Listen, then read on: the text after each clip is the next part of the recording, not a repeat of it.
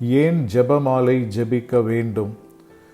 ஜெபமாலை என்பது மரியாவை வாழ்த்தும் ஜெபம் மட்டுமல்ல, இயேசு கிறிஸ்துவின் வாழ்வையும் கிறிஸ்துவின் வழியாக நிறைவேறிய தந்தை இறைவனின் மீட்பின் திட்டத்தை மீண்டும் மீண்டும் தியானிக்கும் ஜெபமாகும். ஜெபமாலை ஜெபிக்கும் போது ஒவ்வொரு 10 மணியிலும் ஒரு மறைபொருளை தியானிக்கிறோம். மகிழ்ச்சியின் மறை உண்மைகளில் இயேசுவின் பிறப்பு மற்றும் சிறு வயதையொட்டிய நிகழ்வுகளை தியானிக்கிறோம்.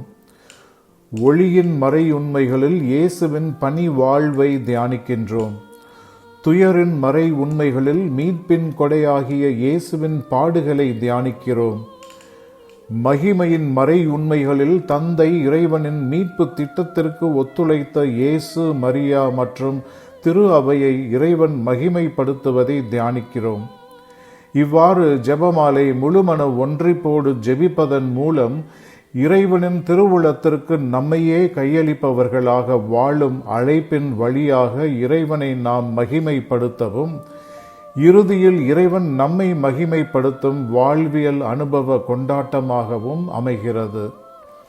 அருள் நிறைந்த மரியே என்ற ஜெபத்தின் முதல் பகுதி திருவிவிலியத்திலிருந்தே வருகிறது. வானதூதர் கப்ரியேலும் எலிசபெத்தும் மரியாளை வாழ்த்திய வார்த்தைகளே அவை.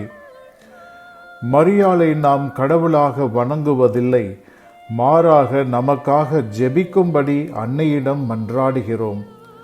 கானா திருமணத்தில் மக்களின் தேவையை இயேசுவிடம் எடுத்து சொன்னது போல் இன்றும் நம் வேண்டுதல்களை அவரது மகனாகிய இயேசுவிடம் எடுத்து செல்லும்படி அன்னையிடம் கேட்கிறோம். நினைவில் கொள்வோம், ஜெபமாலை என்பது வார்த்தைகளை திரும்ப திரும்ப சொல்லும் ஜெபம் மட்டுமல்ல, கிறிஸ்துவின் வாழ்க்கை மறைபொருள்களை தியானித்து அவரை இன்னும் நெருக்கமாக அறிந்து நேசித்து பின்பற்ற உதவும் தியான ஜெபமாகும்.